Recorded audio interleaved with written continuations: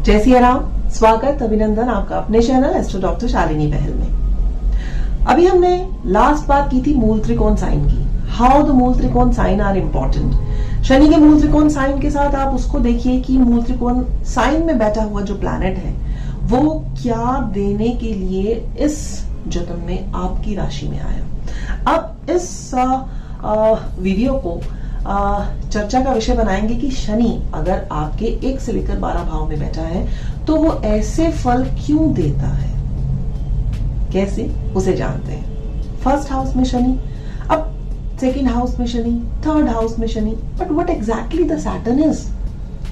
शनि है क्या? आप क्या समझते हो? केवल मात्र एक पीड़ा का कारक है या एक सिर्फ स्लो मूविंग प्लैनेट है? No, Shani is a planet of inheritance. जो भी लाया है वो आपके पुराने जितने भी चाहे वो ऋणानुबंधन है या आपकी इनहेरिटेंस की प्रॉपर्टी है या आपकी बुद्धि ज्ञान बुद्धिमता है, वो सब सैटर्न लेके आता है। जहां पर वो बैठता है उसकी वो वृद्धि करता है, और जहां बैठता है उसकी वृद्धि तो करता है, लेकिन जहां देखता है ना उसी वृद्धि को पाने की लालसा के लिए वो उन्हीं पॉइंट्स में डेंट भी करता है। शनि को अक्सर लोग बोलते हैं कि भाई एक डर का कारक है, एक किसी ना किसी तरह की दुख का कारक है, फोबिया बना रहता है। खासतौर पर ऐसा देखने और सुनने में भी आता है कि जैसे ही लोगों की शनि की दशा शुरू होती है, अंतर्दशा होती है, प्रत्यंतर खासतौर पर ढैया या 7.5 शुरू होती है, तो लोग ऐसे ही घबरा जाते हैं, भाई आप देखिए मेरी तो, मुझे पता चला है कि मेरी शनि की तो 7.5 है। बट अक्सर आप देखो कि जितने भी हमारे प्राइम मिनिस्टर्स बने हैं, चाहे वो इंदिरा गांधी हैं एंड फ्यू मोर अदर्स, वो अपनी 7.5 में ही प्राइम मिनिस्टर बने। और आप भी अपनी 7.5 को अगर अच्छे से देखेंगे तो आप जानेंगे कि शनि ने आपको क्या क्या सिखाया। अगेन इट वेरीज कि शनि आपकी राशि में कहाँ बैठा है। अगर क्योंकि शनि की जो 7.5 है इट स्टार्ट्स फ्रॉम चंद्रमा, मन से, और पहले ही बताया है कि मन में भय लाने का कारक क्या शनि है। आप पहले शनि को समझें। शनि हमें अत्यधिक पीड़ा देकर उस पीड़ा से निकालने का मार्ग दिखाता है, और यही जो शनि की सबसे बड़ी ब्यूटी है कि वो हार्डेस्ट वर्क कराता है, चाहे वो फिजिकल है, वो मेंटल है, और उससे किस तरह से निकलना है। जब हम ये निकलना सीख जाते हैं अपने गुरु के सानिध्य से, तो हम अपने इस जीवन का जो मकसद है, the aim of coming the life, वो हम सीख पाते हैं। तो इसलिए हमेशा यही बोला जाता है कि that you should be a good listener for the person जिसका जहां शनि बैठा है और जहां उसकी दशम दृष्टि है, वहां उसको सबसे ज्यादा ध्यान रखना है। अब 7th हाउस में अगर शनि बैठा है तो शादी तो होगी, भले डिले हो, क्योंकि जहां बैठता है वो तो देता है। पार्टनरशिप बिजनेस लेकर है तो पार्टनरशिप बिजनेस तो होगा ही, भले ही थोड़ा सा डिले हो, बट वो देख कहा है 9th house. 9th house is a house of a luck, is a house of a father. तो हमेशा ही इज बीइंग ब्लेमिंग, आप ये कह सकते हो, वो अपने मतलब 7th भाव, जैसे विवाह हो गया या पार्टनरशिप बिजनेस हो गया, उसके बाद ब्लेम करेगा, अरे भाई मेरा तो किस्मत ही खराब है, शादी के बाद तो मेरा लक खराब हो गया। ये उसके वर्ड जरूर होंगे, भले ही उसका लक शाइन कर रहा होगा, तब भी आप चेक कीजिएगा। या अपने पिता के प्रति वो थोड़ा सा थैंकफुल कम होगा, not exactly thankless is a word, but thankful कम होगा, क्योंकि 3rd दृष्टि उसको उसके 9th हाउस को देख रही है। रिलीजन, धर्म को मानेगा, बट अपनी मान्यता के अनुसार मेरे को ऐसा लग रहा है कि धर्म ऐसा होना चाहिए, तो उसके ऊपर भी उसके बहुत सारे प्लस एंड माइनस पॉइंट्स होते हैं। वहीं उसकी 7th दृष्टि स्वयं पे पड़ती है तो बहुत ज्यादा लथार्जिक होता है, एक्शन ओरिएंटेड वो वाला व्यक्ति थोड़ा सा कम होता है। 10th दृष्टि 7th भाव के बैठे शनि की आई 4th हाउस पर। अब उसे सबसे ज्यादा क्या ध्यान देना चाहिए? पहली बात तो delay in a marriage is being showing but not denial. यहाँ अपने पिता के भी घर को देख रहे हैं और माता के भी, तो उसे सबसे ज्यादा अपनी मदर की सेवा जरूर करनी चाहिए। उन्हें कोई अपशब्द नहीं बोलने चाहिए। अभी मैं जैसे एसेंडेंट से बात कर रही हूँ कि शनि कहाँ बैठा है, आप उसे चंद्रमा से भी देख सकते हैं। क्लियर? अब उसको कंफर्ट्स मिलेंगे, लेकिन हमेशा उसका रुझान कहाँ होगा? नहीं, मुझे तो कुछ नहीं मिला, सुखों की कमी लगेगी उस व्यक्ति को, और उसी के कारण वो हमेशा अपना सारा जीवन इस जो लाइफ में लगा देगा। अब Saturn in the 8th house बैठा है भाई, 8th हाउस में बैठा है, इनहेरिटेड प्रॉपर्टी आएगी, आपको गुप्त ज्ञान आएगा, ऑकल्ट साइंसेस में आप आओगे, दैट इज देयर। अब 8, 9 और 10 फिर से उसने कहां देखा? कर्म, वही जो हमेशा बोलते हैं free will of the house. So वो सोचता है कि शायद मैं ही सब कुछ जानता हूं, मेरे पास ही ये पराविद्या का ज्ञान है। वो अगर उस विद्या को अच्छे से यूटिलाइज नहीं करता तो कहीं ना कहीं वो अपने कर्मों को खराब करता है।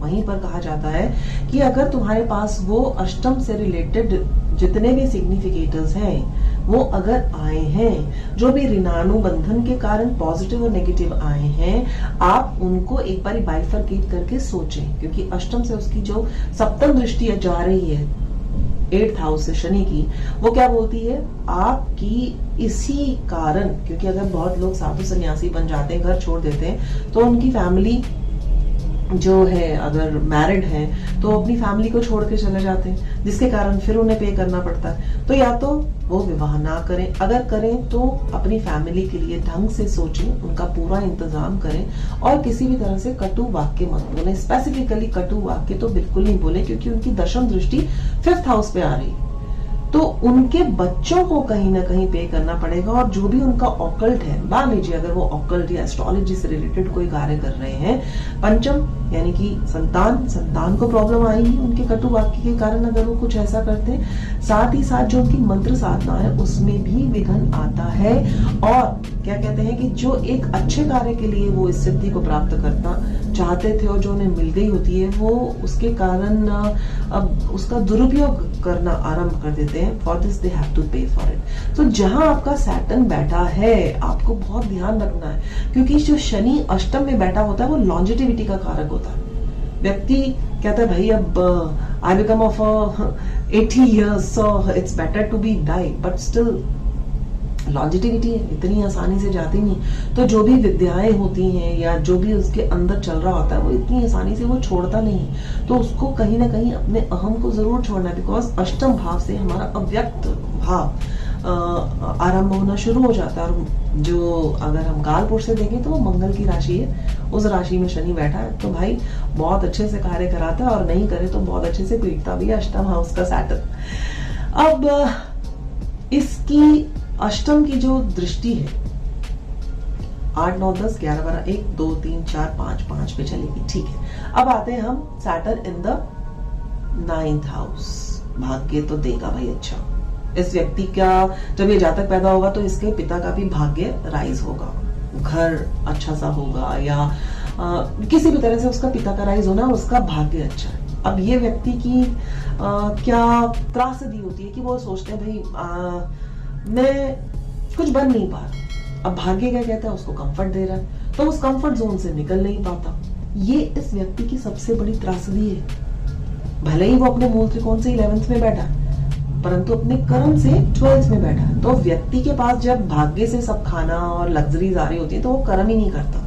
तो उस व्यक्ति को हमेशा क्या चाहना रहती है? लाभ की। 3rd दृष्टि आ गई ना, तो लाभ के लिए मेरे को अच्छी जॉब मिलेगी तब करूंगा, कुछ अच्छा कार्य होगा तो करूंगा, बहुत बड़ी बड़ी बातें सोचता है। तो 9th में बैठा हुआ सैटर्न आपको प्लस पॉइंट तो यह है कि व्यक्ति को वो धार्मिक बनाता है, अच्छी बुद्धि का बनाता है, ज्ञानवान बनाता है, परंतु कहीं ना कहीं एक कंफर्ट जोन में बिठा देता है।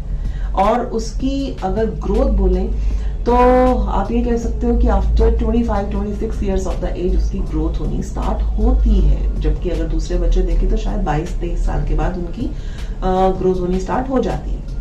अब 11th में उसने ये किया, और 9th में बैठा हुआ उसने 3rd को देखा, तो उसके छोटे भाई बहन होने में कहीं ना कहीं प्रॉब्लम होती है, या हो सकता है शायद ना हो, और अगर होते हैं तो उनकी बनती नहीं। उसको कहीं ना कहीं कुछ डर लगा रहता है, पराक्रम, डर। इसके लिए मार्स को देखना बहुत ज्यादा जरूरी होगा कि उसका मंगल कैसे बैठा है। अगर मंगल भी नीच का बैठा है तो व्यक्ति पराक्रमी नहीं होगा, यानी कि जॉब या किसी भी तरह का बिजनेस नहीं कर पाएगा in order to get the gains. क्यों? क्योंकि 9th हाउस के सैटर्न की दशम दृष्टि 6ठे भाव पे आ रही है। तो वो भी व्यक्ति बहुत ज्यादा कॉम्पिटिटिव स्पिरिट, कॉम्पिटिशंस में अपना पैसा लगाएगा। जॉब हो तो अच्छी होनी चाहिए, इसी सोच कर भाई भाग्यवान है, शायद जॉब ही ना करता हो, ठीक है। तो 9th में बैठे हुए सैटर्न वाले व्यक्ति को हमेशा ज्यादा कर्म करने चाहिए। ज्यादा कर्म इन अ सेंस उन्हें ये सोच लेना चाहिए इन ऑर्डर टू राइज, कि जब तक वो छोटी जॉब्स या छोटे लेवल से कार्य करना आरंभ नहीं करेंगे, उनके भाग्य की वृद्धि कभी भी नहीं होगी। It leads to disease, certain sort of a disease in their life if they only think and they don't act. Now Saturn is in the 10th house, वो अपने ही घर पर आकर बैठ गया जहां पर वो फ्री विल है। कहां देख रहे हैं? 12th में वो कार्य कराएगा, अच्छी जॉब दिलाएगा, रुतबा दिलाएगा, लेकिन नींद की कमी कर देगा। जो भी हाई प्रोफाइल के लोग हैं उनके साथ बनाने के लिए उसका बहुत सारा समय लगेगा। सुख में कमी करेगा। भाई अच्छी जॉब दे दी, सप्तम दृष्टि कहाँ आई?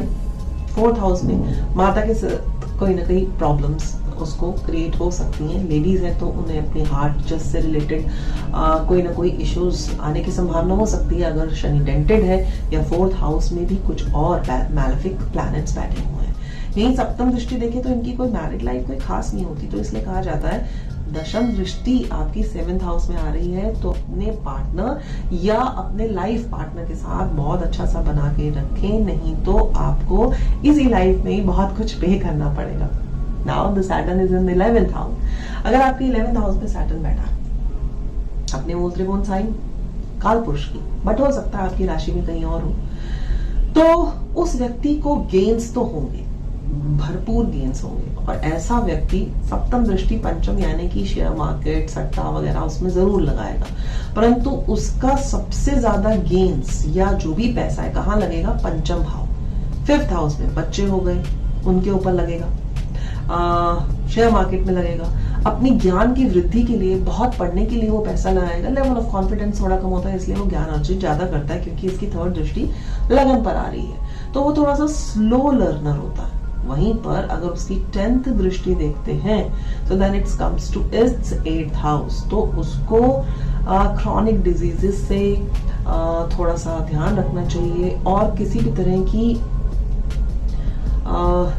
जो ऑकल्ट साइंस है पॉजिटिव वाली अगर बोला जाए तो वो साधना करनी चाहिए, यानी कि मंत्र साधना सीखनी चाहिए rather than that of a तंत्र साधना।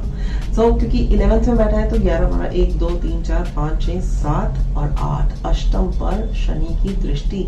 जहां अष्टम में बैठा हुआ शनि आपकी लॉन्जिविटी दे रहा था, वहीं उसकी दृष्टि से लाइफ कम होने के चांसेस होते हैं। बट अगेन इट वेरीज कि कैसे शुभ प्लैनेट्स इसको एस्पेक्ट कर रहे हैं, कि उनके साथ ही बैठा हुआ है। अब बात आती है Shani in the 12th house. सब लोग बोलते हैं भाई Shani in the 12th house is not a good house, but I say it's absolutely perfect house. Shani जो कि खुद एक अलॉन्ग विद द केतु मोक्ष का कारक है, और 12वां भाव भी मोक्ष का कारक है। शनि जो एक वायु तत्व है, और वो एक जल की राशि में अगर आ गया है, और वायु और जल का एक सम्मिलन हो गया है, यानी कि जब हम अग्नि से आते हैं, अग्नि से उत्पन्न होते हैं, अग्नि में ही जाते हैं, तो जल भी वहां पर एक बहुत अच्छा रोल प्ले करता है। जो ऐसे व्यक्ति होते हैं ये बहुत ज्यादा पॉजिटिव होते हैं। जो भी अगर जिनके 12th हाउस में सैटर्न है, आप देखिएगा कि आपकी लाइफ में हमेशा कोई ना कोई व्यक्ति आपको हेल्प करने वाला, आपको उठाने वाला, आपको आगे बढ़ाने वाला, हर कदम पर जब भी अगर आप थोड़ा सा पीछे होते हो तो जरूर मिलता है। Means someone is there to hold your hand if your Saturn is in your 12th house.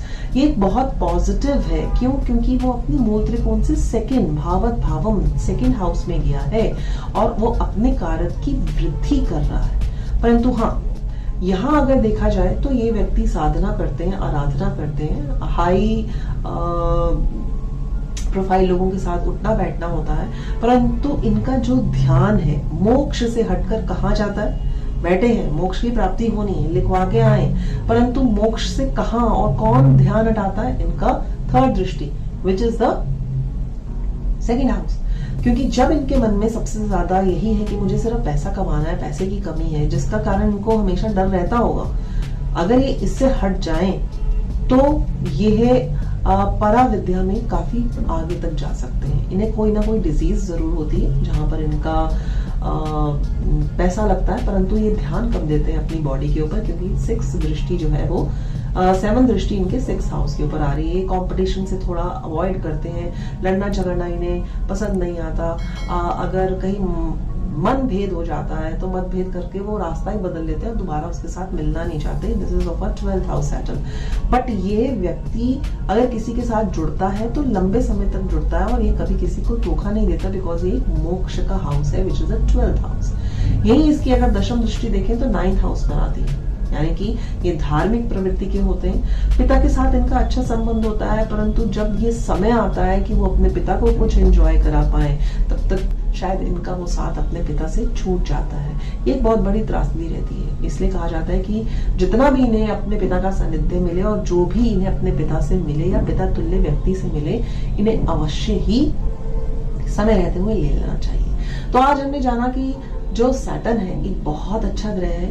ये आपको सिखाता है कि ये आपको क्या दे रहा है जो आप अपनी पास्ट लाइफ में करके आए हैं, और आपको इस लाइफ में ऐसा क्या नहीं करना जिससे आप इस लाइफ को एंजॉय कर पाओ और ऐसा कोई ऋणानुना बंधन बना पाओ जो आपको आगे आने वाली लाइफ में पे करना पड़े। सो नटशेल क्रक्स क्या निकला कि शनि जहां बैठ रहा है वहां पर वो कैसी मेहनत कराता है। जैसे जहां बैठ रहा है वो दे रहा है, सेकंड हाउस में बैठ रहा है वो पैसा दे रहा है, लेकिन वो मेहनत कहां करा रहा है? अपने 4th हाउस में, 8th हाउस में, यानी कि घर के ऊपर पैसा लगाने में, अपनी बीमारियां लगाने में, और 11th हाउस सिर्फ लाभ पाने में। तो केवल यही नहीं सोचना, उसको और अच्छा बनाना है। और इसके लिए अगेन मैं कहती हूँ कि अपने इष्ट और गुरु की जो ब्लेसिंग्स होना वो बहुत ज्यादा जरूरी है, क्योंकि हम कर्म में ही फंसे रह जाते हैं, और कर्म करते हुए डिटैच्ड जो कराता है वो सिर्फ एक सद्गुरु होता है। इसी के साथ अपनी वाणी को विश्राम करती हूँ। उम्मीद रखती हूँ कि शनि के बारे में मैंने जितनी गंभीरता से आपको समझाने की कोशिश करी है, आप अवश्य समझ पाए होंगे। अपनी कुंडली में लगा के देखिएगा कि शनि आपका कौन से हाउस में बैठा है, आपको क्या दे रहा है, और किस तरह से आपको अपनी ऊपर कंट्रोल करके इस शनि से वो सभी चीजें प्राप्त करनी है। जल्द मिलती हूँ एक नई वीडियो के साथ। तब तक आप अपने और अपनों का ख्याल रखें। धन्यवाद, प्रणाम।